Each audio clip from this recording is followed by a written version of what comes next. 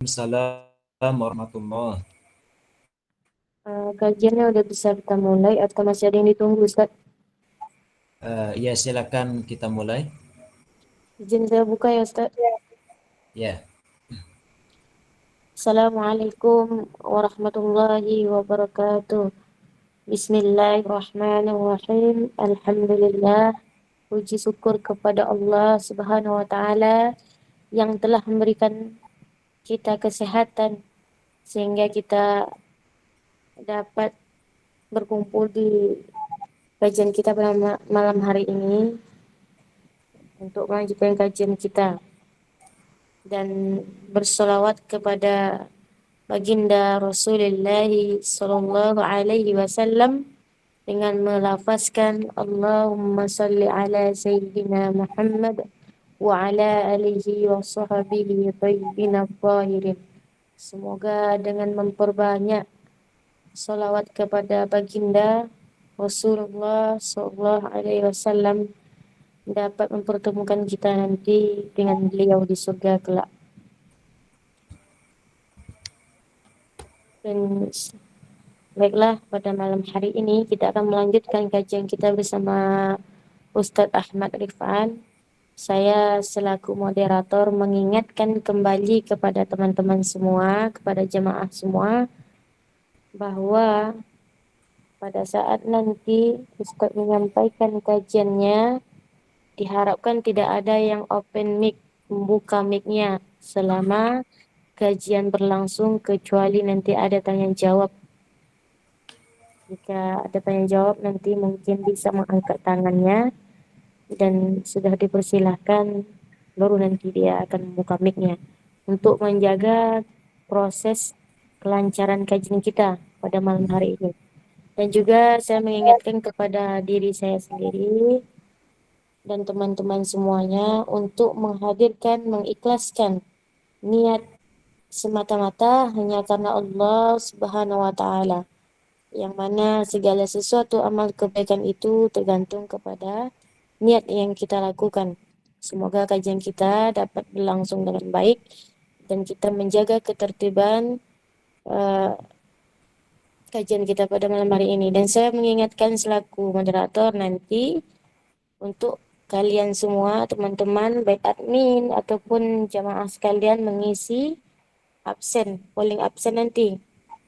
Mengisinya di kajian khusus, dia di grup khusus Ustadz Ahmad Rifan, bukan di grup lain ya.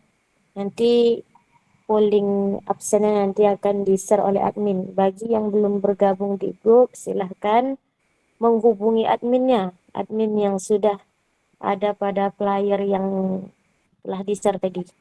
Nah, mungkin itu saja. Silakan Ustadz. ya. Bismillahirrahmanirrahim. Assalamualaikum warahmatullahi wabarakatuh. Alhamdulillahi rabbil alamin wa sallallahu wa sallama ala sayyidina wa habibina Muhammadin al-amin wa ala alihi wa sahabatihi at-tayyibin at-tahirin. Allahumma la sahla illa ma ja'altahu sahla wa anta ya hayyu ya qayyum taj'alul hazna idza syi'ta sahla. Allahumma rzuqna daiman ikhlasan fin niyyati wal qawli wal amal wa na'udzu bika min hali ahli nar. Allahumma 'allimna ma yanfa'una wanfa'na bima 'allamtana wazidna ilma warzuqna fahman salima wanfa'na binal umama. Teman-teman kajian peserta kajian rutin yang semoga senantiasa mendapatkan curahan rahmat dari Allah Ta'ala. Mari kita sejenak menghadirkan niat ikhlas karena Allah Ta'ala, mengikuti kajian rutin kita semata-mata kita hanya mengharapkan balasan baik keriduan dari Allah Subhanahu wa Ta'ala. Seperti biasa, sebelum kita melanjutkan materi, mari kita baca matan kitab Urut Duja terlebih dahulu. Silakan dibuka halaman 6. Bismillahirrahmanirrahim. Alhamdulillahi wassalatu wassalamu ala rasulillah. Wa ba'du, qala Allah ta'ala, laisa kamithlihi syai'. Al-mahdudu 'inda ulama'i tauhid ma lahu hajmun saghiran kana aw kabira. Wal haddu 'indahum huwal hajmu in kana saghiran wa in kana kabira. Az-zarratu mahdudatun wal 'arsyu mahdudun wan nuru waz-zalamu war-rihu kullun mahdud. Qala al-Imam Ali radhiyallahu anhu, man za'ama anna ilahana mahdudun faqad jahilal khaliqal ma'bud. Rawahu Abu Nuaim. Qala al-Imam Abu Ja'far at-Tahawi, al-mauludu sanata 227 hijriyah wal mutawaffa sanata 321 hijriyah. Ta'ala ya'nillah 'anil hududi wal ghayati wal arkani wal a'dha'i wal adawat la tahwihil jihatu sittu kasairil mubtada'at. Wa qala rahimahullah, wa man wasafallaha bima'nan min ma'anil bashari faqad kafara. Qala al-imamu Ahmadur Rifa'i radhiyallahu anhu, sunu aqaidakum minat tamassuki bi zahiri ma tashabaha minal kitabi was sunnah fa inna dzalika min usulil kufri. Wa qala aidan ghayatul ma'rifati billah al-iqanu biwujudihi ta'ala bila kaifi wala makan. Qala ba'dul masyayikh, alaika bitulis samti ya sahibal hija litaslama fid dunya wa yaumil qiyamah. Silakan dibuka kitabnya halaman 24. Insyaallah malam ini kita lanjutkan pembahasan syarah dari perkataan Imam Ahmad Ar-Rifa'i halaman 24. Sebelumnya pada minggu lalu alhamdulillah kita telah mempelajari, telah mengkaji bersama sedikit tentang pemahaman yang dapat kita ambil pada ayat kelima surah Toha. Ada ayat berbunyi Ar-Rahmanu 'alal 'arsy istawa. Ini teman-teman sekalian, ayat ini sangat penting untuk kita pahami makna yang sebenarnya. Karena banyak zaman sekarang kelompok atau orang yang memaknai ayat ini dengan makna-makna yang tidak sesuai dengan ajaran Nabi, yang tidak sesuai dengan ajaran para sahabat, yang tidak sesuai dengan ajarannya ulama salaf. Kemarin kita telah jelaskan bahwa makna istawa di situ, makna yang benar adalah qahara atau istaula, yang bahasa Indonesianya menguasai. Ar-Rahmanu 'alal arsy istawa, maknanya apa? Allah yang mempunyai sifat Ar-Rahman menguasai arsy. 'Alal arsy istawa, istawa di situ maknanya apa? Menguasai. Qahara atau istaula artinya menguasai. Istaula dan qahara ini di antara makna istawa yang layak bagi Allah Ta'ala. Perlu kita ingat bahwa istawa dalam bahasa Arab itu maknanya sampai 15 makna. Ada ulama yang menyatakan bahwa lafaz istawa dalam bahasa Arab itu maknanya mencapai berapa? Mencapai 15 makna. seperti yang dikatakan oleh Al-Imam Al-Hafidh Abu Bakrin Ibnul Arabi. Al-Imam Al-Hafidh Abu Bakrin Ibnul Arabi. Beliau menyatakan bahwa lafaz istawa dalam bahasa Arab fi kalamil Arabi khamsata asyara ma'nan. Beliau menyatakan walil listiwa'i, barangkali mau dicatat, beliau mengatakan walil listiwa'i fi kalamil Arabi khamsata asyara ma'nan. Khamsata asyara ma'nan. Gitu. Beliau mengatakan walil listiwa'i fi kalamil Arabi khamsata asyara ma'nan. Yang maknanya apa? Lafaz istawa atau lafaz istiwa. Kalau istawa itu fi'il madhi, kalau istiwa itu masdar. Istawa yastawi istiwaan. Walil listiwa'i dan lafaz istiwa fi kalamil Arabi dalam perkataannya orang Arab, dalam perkataan orang Arab, khamsata asyara ma'nan, mempunyai 15 makna. Mempunyai 15 makna. Tapi ingat, ke-15 makna ini ada yang boleh kita nisbatkan. Ada yang boleh kita sifatkan kepada Allah, ada juga yang tidak boleh. Tidak semuanya boleh, tidak. Ada yang boleh, ada yang tidak. Di antara makna yang layak bagi Allah adalah makna istaula. Adalah makna istaula atau al-istila, yaitu menguasai. Yaitu menguasai. Ada juga istawa itu maknanya apa? An-nuduj. An-nuduj. Istiwa maknanya an-nuduj. Yang artinya itu matang. Matang. Sering di pesantren yang apa namanya, di sana ada program bahasa Arab, biasanya kalau menanyakan nasinya sudah matang atau belum, ya kan?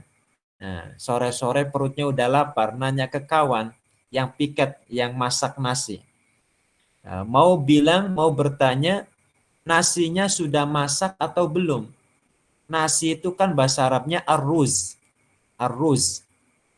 Bisa kita tanyakan, sering kita dengar, mereka menggunakan istilah halistawa arruz, halistawa arruz. Nah, halistawa arruz, apakah nasinya sudah matang? Itu bisa. Jadi di antara makna istawa adalah an-nuduj, yang artinya matang. Bisa kita katakan. Tidak kemudian ketika dikatakan halistawa rus, maknanya apakah nasi itu duduk, apakah nasi itu bersemayam? Enggak. Enggak dipahami demikian. Tapi apa? Apakah nasinya sudah matang? Itu. Jadi kembali lagi, istawa dalam bahasa Arab menurut Al-Hafidh Abu Bakrin Ibnul Arabi mempunyai 15 makna. Banyak. 15 makna. Nah, dari banyaknya makna ini, ada yang layak disifatkan kepada Allah, ada juga yang tidak layak disifatkan kepada Allah Subhanahu wa ta'ala. Kemarin telah kita sampaikan bahwa arti istawa pada ayat Ar-Rahmanu 'alal arsyistawa maknanya apa? Istaula atau qahara, menguasai. Apakah ini sesuai dengan firman Allah yang lain? Sesuai. Karena dalam Al-Quran sendiri, di ayat yang lain, surah Yusuf, ayat berapa kemarin? 39, itu dinyatakan ada ayat berbunyi Allahul Wahidul Qahhar. Allahu Al-Wahidul Qahhar. Ayat 39 surah Yusuf. Yang maknanya apa? Allah. Adapun Allah Subhanahu wa taala itu Al-Wahidu. Al-Wahidu. Zat yang Maha Esa. Zat yang tidak ada sekutu baginya. Al-Qahhar. Zat yang menguasai. Zat yang Maha Kuasa. Coba perhatikan. Pada lafaz Al-Qahhar. Allah mensifati dirinya dengan apa? Al-Qahhar. Zat yang kuasa. Zat yang menguasai. Nah, ketika ulama mengatakan Ar-Rahmanu 'alal arsyistawa diartikan sebagai Allah menguasai arasy, bukankah ini senada? Bukankah ini selaras dengan firman Allah yang lain? Ya, tentu selaras. Allah sendiri menamakan dirinya, menamakan zatnya dengan Al-Qahhar, zat yang kuasa. Masa kita nggak boleh sih Allah sendiri mensifati zatnya dengan maha kuasa, masa kita seorang mukmin, seorang muslim nggak boleh sih mengatakan Allah maha kuasa? Bisa dipaham ya? Bisa dipaham? Allah sendiri yang menamakan dirinya atau zatnya dengan Al-Qahhar. Ulama memilih istawa dengan arti qahara atau istaula ya karena mempertimbangkan ayat ini. Ayat ini jelas bahwa Allah menamakan atau mensifati dirinya dengan Al-Qahhar. Maka ulama menetapkan istawa maknanya adalah qahara atau istaula. Apakah ada ulama salaf yang menjelaskan istawa maknanya istaula? Sangat banyak. Bukan hanya ada, banyak. Ini kadang-kadang orang Wahabi, orang-orang mujassimah, musyabbihah membuat semacam pernyataan-pernyataan yang tidak berdasar atau tahakkum, qaulun bila dalil. Tahakkum mereka itu. Tahakkum itu apa? Qaulun bila dalil. Ungkapan tanpa ada dasar, tanpa ada dalil. Kata mereka apa? Gak ada ulama salaf yang memaknai istawa dengan istaula. Orang Wahabi bilang seperti itu. Gak ada. Dengan entengnya mengatakan gak ada. Menurut saya, kalau belum nemu jangan buru-buru ngomong gak ada. Cari dulu, ya kan? Nah, ini pelajaran penting juga bagi kita semuanya santri. Pengalaman saya dulu pas mondok di Syahama, ada kalimat bahasa Arab. Disuruh mencari maknanya, disuruh buka kamus. Nah, salah satu guru kita mengatakan, ini udah lama nih nyari nggak ketemu-ketemu. Nyari nggak ketemu-ketemu. Apa kata salah satu ustadz? Jangan buru-buru kalian mengatakan tidak ada. Jangan buru-buru kalian mengatakan tidak ada. Kenapa? Karena kamus yang kalian pegang itu masih kamus yang terbilang kecil. Kamus yang kalian pegang itu masih terbilang kecil. Masih banyak lagi kamus-kamus bahasa Arab yang berjilid-jilid. Sampai 15 jilid, sampai sekian jilid. Apakah semua kamus bahasa Arab sudah kalian lihat, sudah kalian pelajari? Kan belum. Jadi kalau seumpama kita mencari perkataan ulama atau mencari makna dari lafaz, kalau baru membuka satu kitab, baru belajar satu kitab, kok di kitab itu nggak ketemu, jangan buru-buru mengatakan tidak ada. Karena apa? Besar kemungkinan di kitab-kitab lain disebutkan. Dan itu sudah menjadi tradisi ulama dalam menulis kitab. Kitab itu kan ada marotibnya. kitab itu kan ada apa namanya? Ada kelas-kelasnya kan? Ada mukhtasarat, ada kitab itu ringkas-ringkas saja. Kayak Safina itu ringkas. Apalagi kayak Mukhtasar, kayak Sulamut Taufik itu ringkas. Untuk mubtadi, untuk kelas pemula. Ada di atasnya lagi. Mutawassitot, pertengahan dia. Mulai disebutkan perincian-perinciannya, tapi enggak terlalu luas. Disebutkan perincian tapi sekira untuk membantu pemahaman. Di atasnya lagi nanti ada mutawalat. Mutawalat ini apa? Urutan kitab atau tingkatan kitab yang di situ pembahasannya sangat jabar, sangat luas. Ada perincian-perinciannya, ada far'un, cabang permasalahannya. Ini. Jadi kembali lagi, ketika kita mendapati satu persoalan atau satu pertanyaan dan kemudian kita mencari di satu kitab, nggak menemukan jawabannya. Yang kita cari baru satu. Jangan buru-buru mengatakan, oh lafadz ini nggak ada, oh ini nggak ada. Jangan.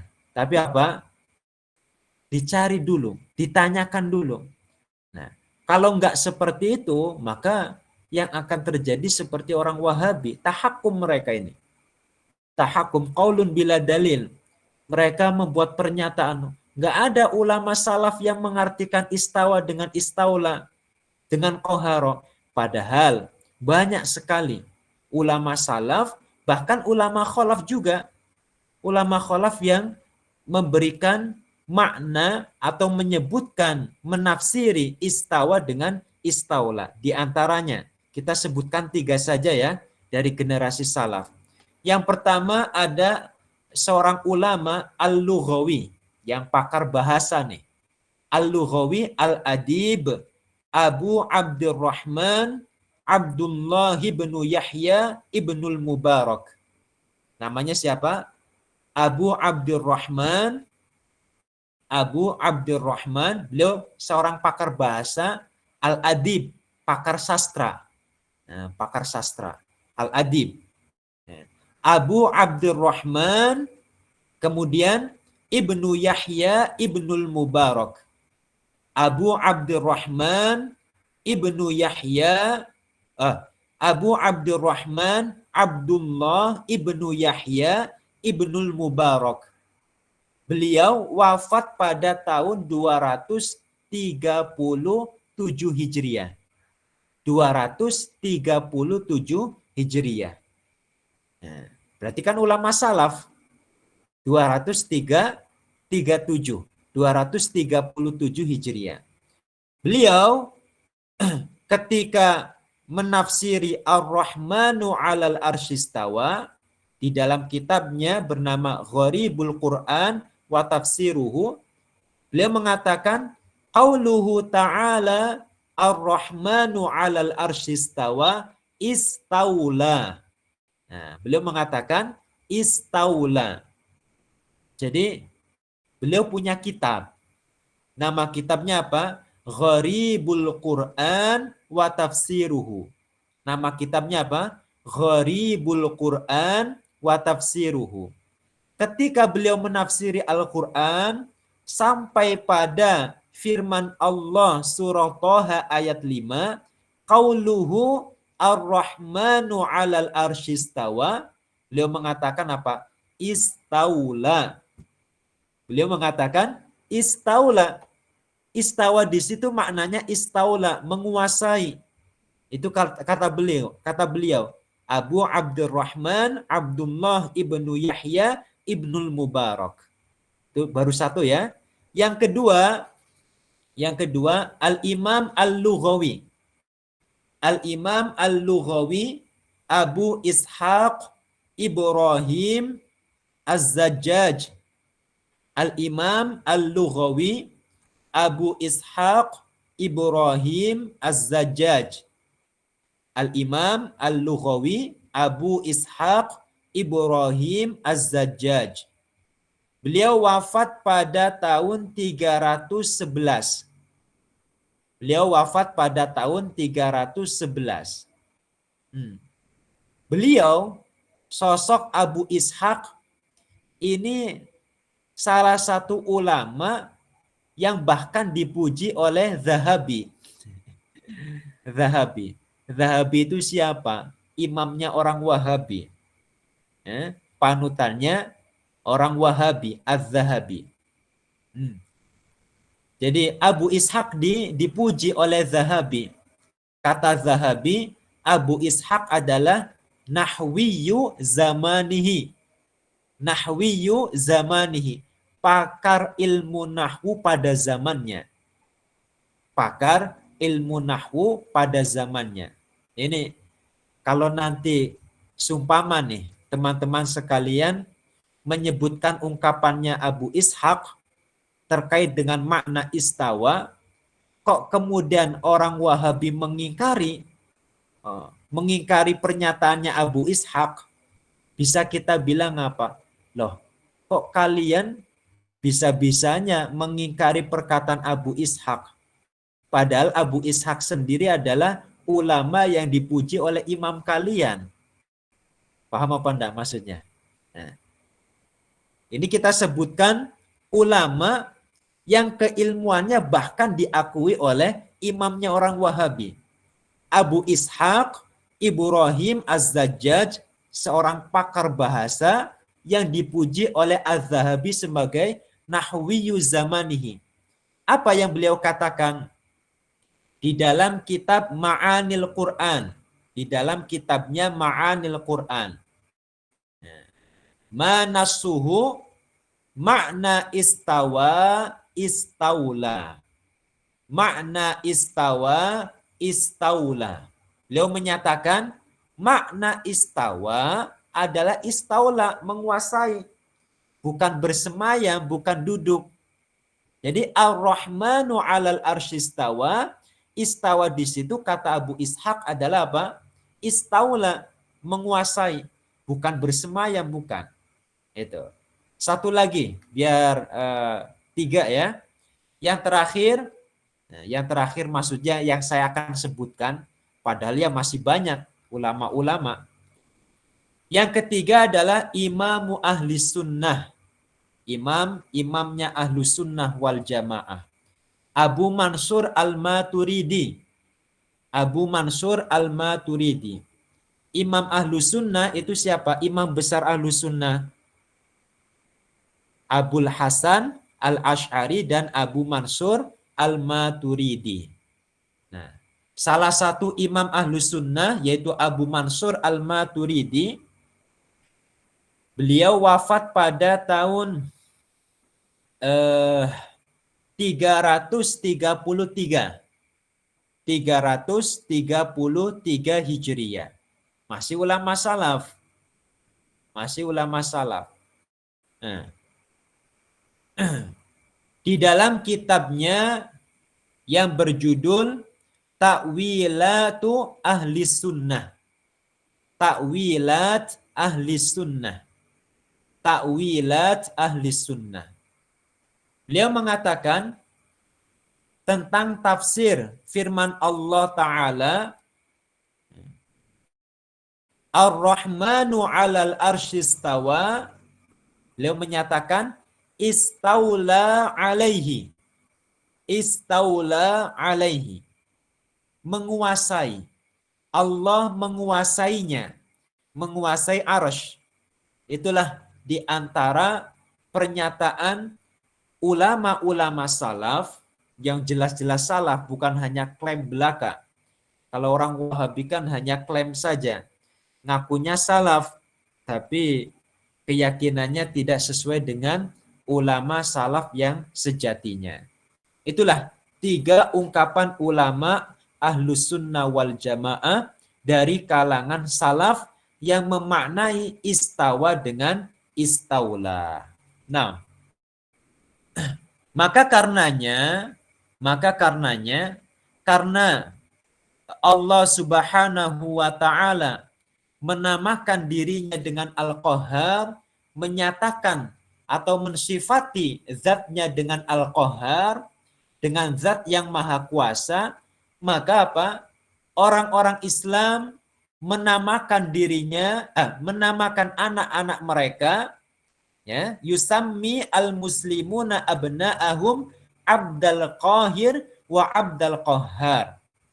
Karena Allah Ta'ala menamakan zatnya dengan Al-Qahhar atau Qahir. Kalau dalam surah Yusuf yang tadi kita baca pakainya lafaz Al-Qahhar.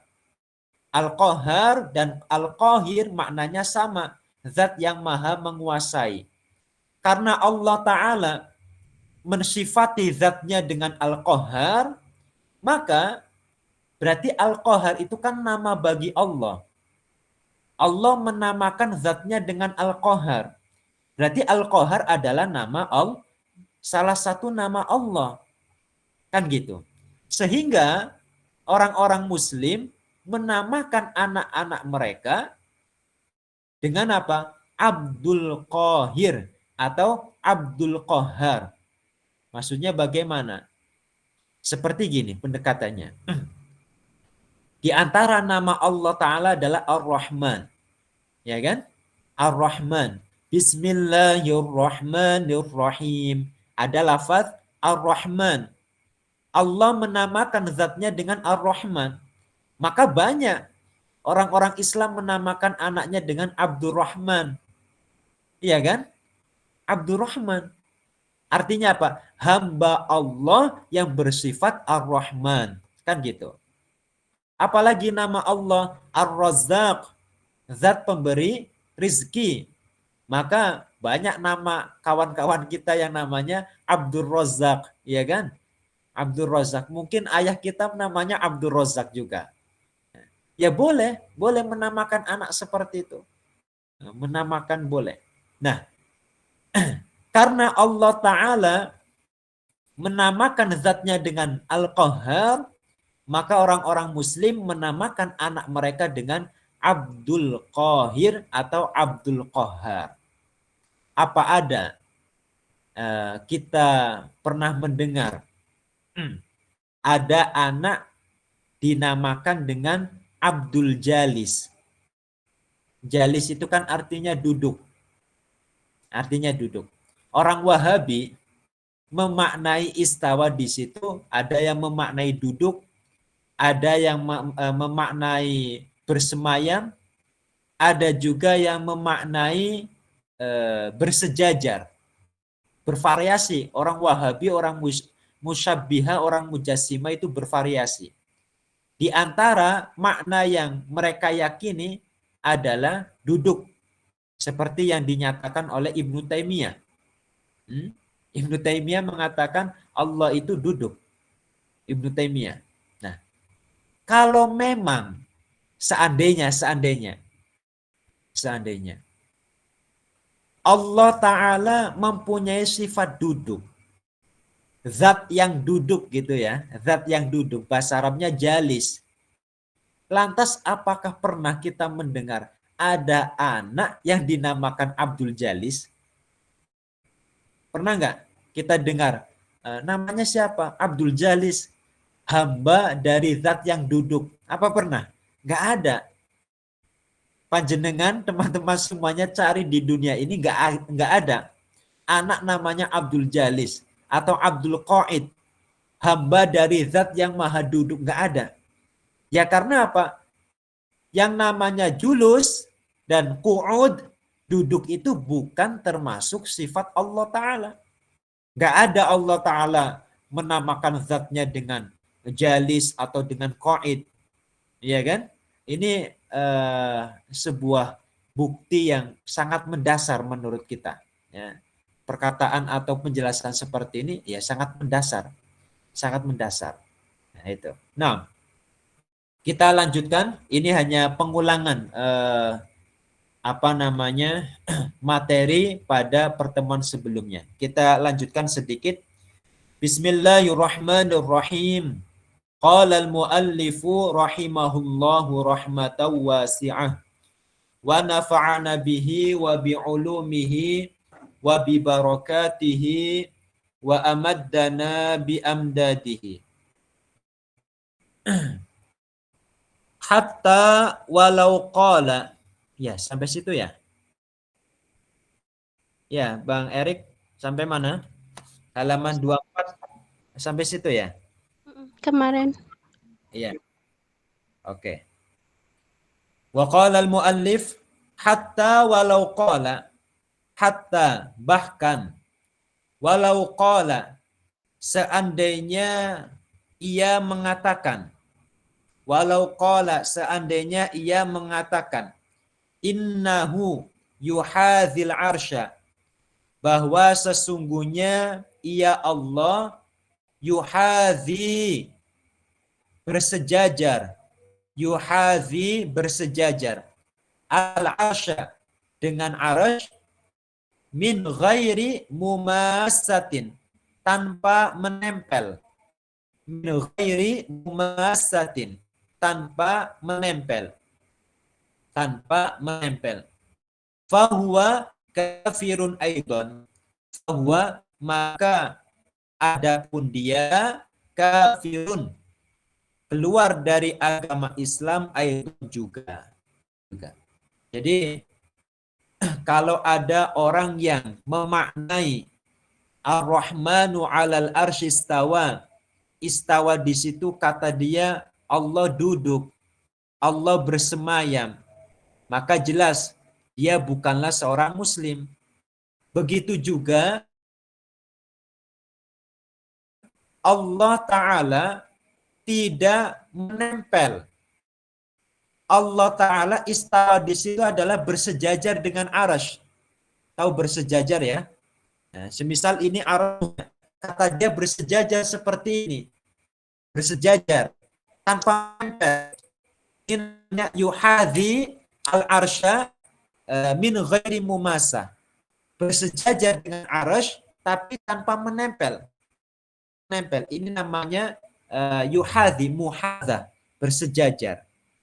Orang yang seperti ini, orang yang mengucapkan kalimat seperti ini, atau dia meyakini keyakinan yang seperti ini, apa hukumnya? Kafirun aidon. Maka dia dihukumi kufur juga, bukan orang muslim. Kok bisa dihukumi kafir? Apa penyebabnya? Di bawah lanjutannya. Li'annalladzi, karena sesungguhnya sesuatu, li'annalladzi, karena sesungguhnya sesuatu, yuhadzi syai'a, yuhadzi yang bersejajar, yuhadzi yang bersejajar, syai'a dengan sesuatu, dengan sesuatu lainnya, ayakuna mislahu, imma ayakuna mislahu, ada kalanya, saya ulang, li'annalladzi, karena sesungguhnya sesuatu,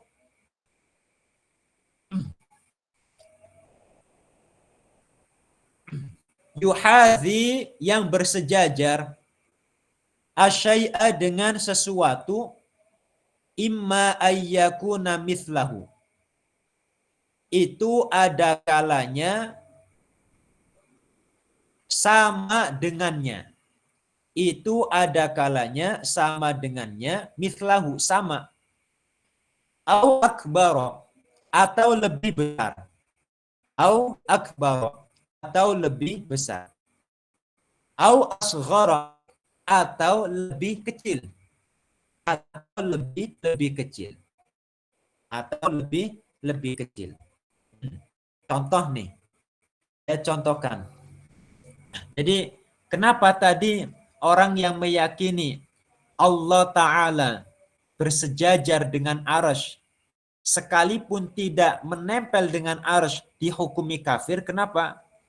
Karena dijelaskan oleh muallif, karena yang namanya sesuatu yang bersejajar dengan sesuatu yang lain, itu ada 3 kemungkinan. Yang pertama, ada kalanya sama dia dengan yang disejajari, atau dia lebih besar, atau dia lebih kecil. Contoh nih.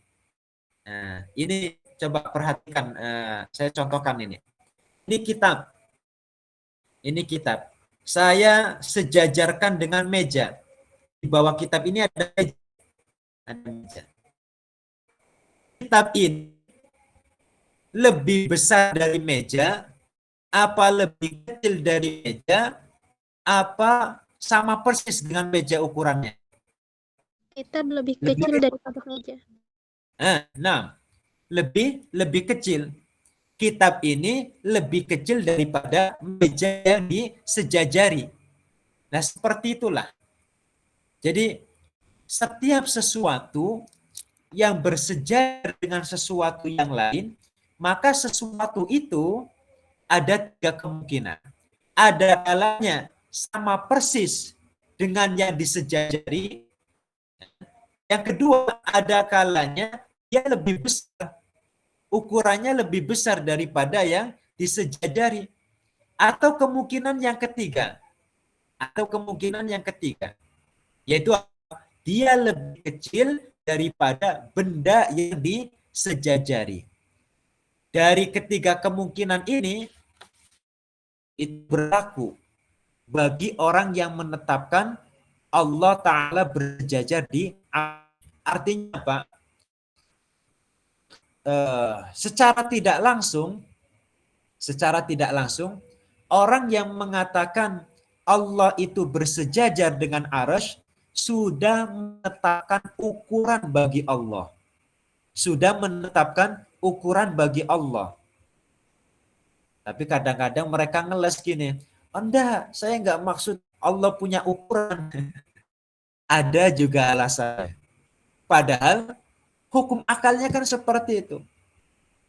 Enggak masuk akal kalau dikatakan sesuatu sejajar dengan yang lain tapi enggak punya ukuran. Ini mustahil. Enggak bisa diterima oleh akal. Jadi dengan mereka menetapkan Allah Ta'ala bersejajar dengan arasy, maka secara tidak langsung mereka sudah menetapkan ukuran bagi Allah Subhanahu wa Ta'ala. Ada tiga kemungkinan. Ala za'mihim, ala i'tiqadi, sesuai dengan keyakinan mereka atau sesuai dengan ungkapan mereka yang menetapkan Allah bersejajar dengan arasy. Ada kemungkinan menurut mereka, ada kemungkinan Allah ukurannya sama dengan arasy. Berarti sangat besar. Atau ada kemungkinan Allah lebih besar daripada arasy. Lebih besar daripada arasy. Atau ada kemungkinan Allah ukurannya lebih kecil daripada arasy. Ketiga kemungkinan ini mustahil bagi Allah Subhanahu wa Ta'ala. Kenapa? Karena setiap sesuatu yang punya ukuran dipastikan dia adalah makhluk. Pertanyaannya, Allah itu makhluk apa khalik? Allah itu pencipta apa yang diciptakan? Allah kan pencipta. Maka apa? Tentu tidaklah sama dengan ciptaannya. Bisa dipaham ya? Wa kullu syai'in, kita lanjutkan sedikit lagi. Wa kullu syai'in dakhalahu taqdiru fahuwa makhlukun. Wa kullu syai'in, dan adapun setiap sesuatu atau segala sesuatu. Wa kullu syai'in, dan adapun segala sesuatu, dakhalahu taqdiru, dakhalahu, yang berlaku baginya at-taqdiru, ukuran. At-taqdiru, ukuran. Fahuwa makhlukun, maka dia adalah makhluk. Fahuwa, maka adapun dia, makhlukun, adalah makhluk. Adalah makhluk. Muhtajun, yang butuh. Muhtajun, yang butuh.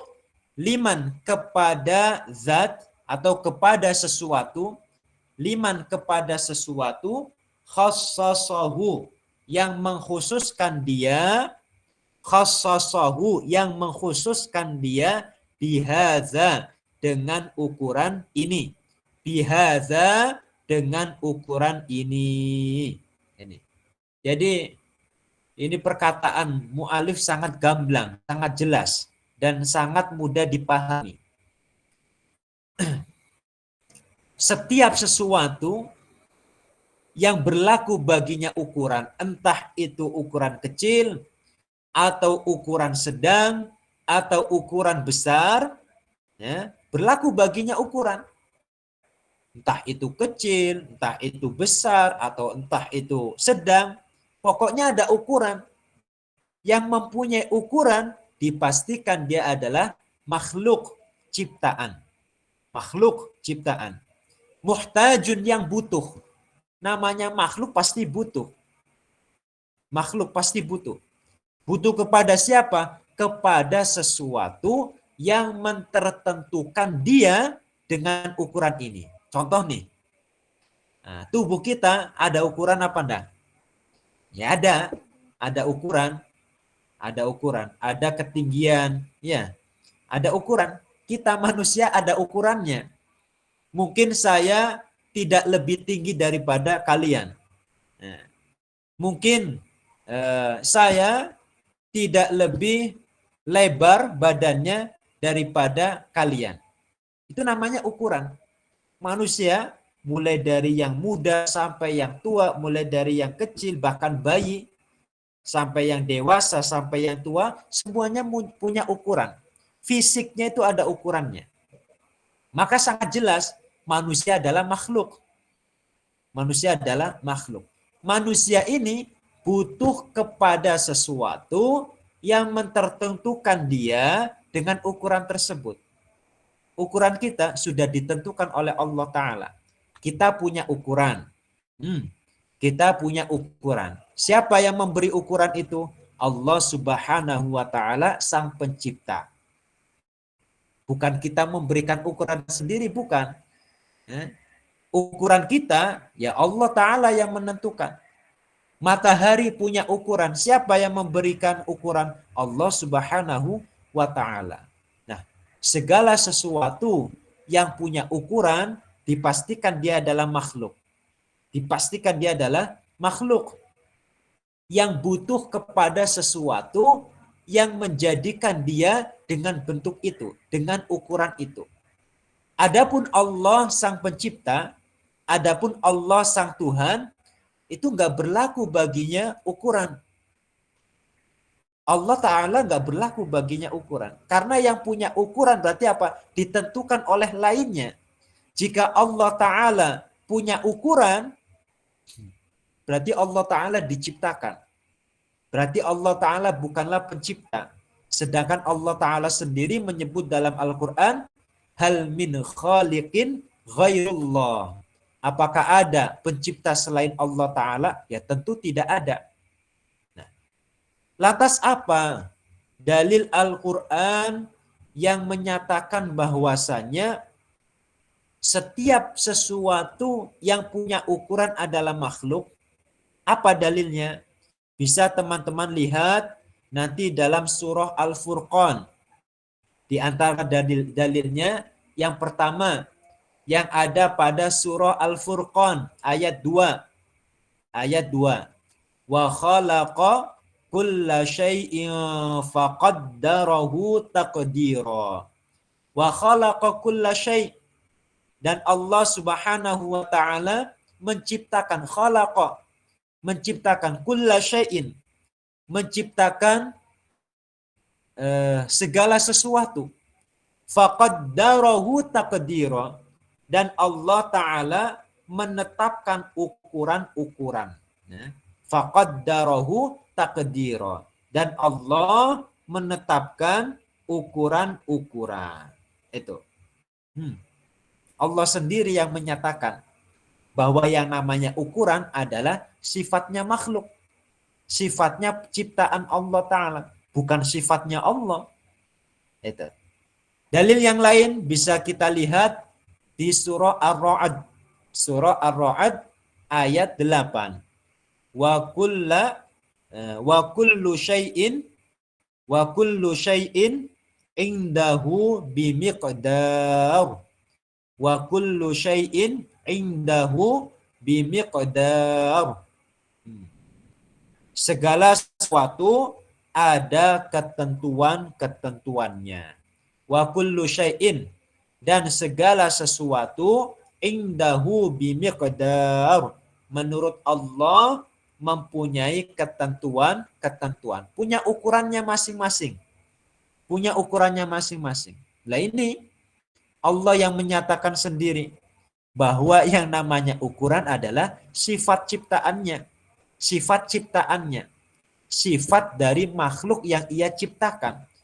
Bukan sifatnya Allah Ta'ala, bukan. Tapi sifatnya makhluk. Tapi orang Wahabi, orang musyabbiha mujassimah, mensifati Allah Ta'ala secara tidak langsung. Mereka mensifati Allah Ta'ala dengan ukuran. Nah, na'udzubillahi min zalik. Nah, sudah jam berapa ini? Nah, sudah 8:30 kurang 3 menit. Ini saya cukupkan sampai sini. Nanti barangkali ada yang perlu ditanyakan terkait dengan apa yang ada di dalam kitab ya. Kita fokus terlebih dahulu memahami apa yang terdapat di dalam kitab. Barakallahu fikum wa ahsanallahu ilaikum waffaqanallahu wa iyyakum fima yuhibbuhu wa yardah. Mudah-mudahan ilmu yang kita pelajari pada malam hari ini Allah Ta'ala jadikan sebagai ilmu yang manfaat untuk diri kita, manfaat untuk orang lain, ilmu yang barokah fid dunya. Amin.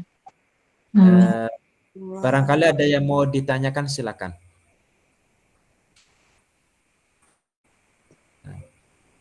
Mungkin 2 pertanyaan ya, saya batasi. Assalamualaikum Ustadz, saya bisa bertanya? Waalaikumsalam, ya. Ini mohon maaf Silakan. Ustadz, tadi saya joinnya agak terlambat. Ini tadi yang sampai ulasan bahwa ulama salaf itu mengartikan istawa dengan istaula, itu maknanya apa ya Ustadz? Ya, ada lagi yang ditanyakan atau cukup itu? Cukup itu aja Ustadz, terima kasih. Ya. Jadi istawa yang layak bagi Allah Subhanahu wa Ta'ala, tadi kan kita singgung, kita jelaskan juga makna istawa kan sampai 15 makna. Dari 15 makna ini ada yang layak bagi Allah, ada juga yang tidak layak bagi Allah. Di antara makna istawa yang layak bagi Allah adalah makna istaula. Istaula itu artinya qahara. Istaula itu artinya qahara. Qahara itu artinya apa? Menguasai. Nah, artinya menguasai. Jadi ketika kita baca Al-Quran, ketemu ayat Ar-Rahmanu 'alal arsyistawa, maka maknanya apa? Allah yang bersifat Ar-Rahman menguasai arsy. Menguasai arsy. Bukan maknanya bersemayam di atas arsy. Bukan pula maknanya Allah duduk di atas arsy. Bukan pula maknanya Allah bersejajar dengan arsy, itu bukan. Melainkan maknanya apa? Allah menguasai arsy. Itu penjelasannya. Bisa dipaham ya, Mbak Afriana? Bisa Ustadz, terima kasih. Ya, sama-sama. Yang lain satu lagi, barangkali ada. Ini berapa yang ikut kajian nih? Sekitar 29 nggak Ustadz? 33 Ustadz. Sudah pada iya. keluar. Oh iya. Ada lagi yang mau 33. ditanyakan? Ini yang dari Jawa ada nggak yang ikut ngaji dari Jawa? Saya orang Jawa soalnya. Ada, coba angkat tangan dulu, saya pengen tahu. Yang dari Jawa, satu Mbak Septiana Dewi. Ada orang Korea juga ya? Nah, terus siapa? Kang Mehdi Ayudi, Nurul Komariah. Nah, 4 orang. 4 orang dari Jawa. Nah, barakallahu fikum. Ada lagi yang mau ditanyakan? Kalau nggak ada, kita cukupkan. Insya Allah kita teruskan di kesempatan yang lain. Mudah-mudahan Allah Ta'ala senantiasa memberikan kita taufik, memberikan taufik Amin ya rabbal alamin. untuk kita melakukan ketaatan, mempelajari ilmu agama, senantiasa diberikan keistiqomahan, saling mendoakan teman-teman semua mendoakan saya, insya Allah saya juga mendoakan teman-teman semuanya. Nah, gitu ya, saling mendoakan, saling mengingatkan, saling mengajak kebaikan, Ini perlu juga ini apa namanya bagi yang laki-laki dengan laki-laki saling mengenal, perempuan dengan perempuan saling mengenal. Nah, kalau apa namanya sangat penting. Perlu juga kita mengenal. Saya kenal Bang Erik ini kan, Bang Erik. Tahu namanya, domisilinya di mana, di Bagan. Saya tahu beliau. Kemudian nomor HP-nya ada apa enggak ini? Kalau dapat ya tukar nomor HP. Jadi maksudnya gini, sumpama nanti pas kajian kok ini nampaknya Fulan belum hadir. Itu diingatkan, saling mengingatkan untuk kebaikan. Sebagaimana kita ingin kebaikan untuk diri kita, kita juga harapkan kebaikan itu dirasakan oleh saudara muslim kita. Mungkin itu ya. Barakallahu fikum wa ahsanallahu ilaikum. Waffaqanallahu wa iyyakum fima yuhibbu wa yardah. Maaf kalau ada tutur kata yang kurang tepat ya, penyampaian yang keliru dan barangkali ada penyampaian saya yang sabkul lisan. Mau ngomongnya A tapi keluarnya B.